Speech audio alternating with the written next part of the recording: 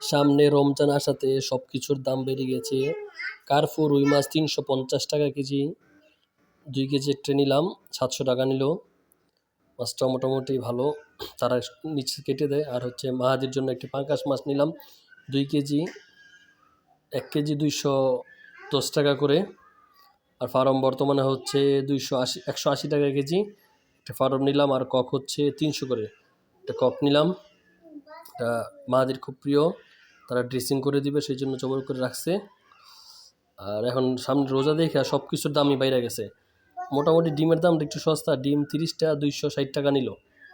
ডিমটা একটু সস্তা আছে, আর ডিম ছাড়া সবই দাম। ডিম আগে ছিল ২৮০, এখন ২০ টাকা কমছে।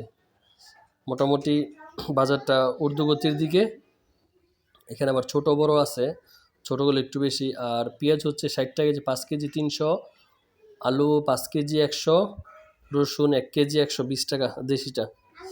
মোটামুটি কাঁচা বাজারটা একটু কম আছে, তাই বাসার জন্য একবারে ৫ কেজি করে নিয়ে নিলাম।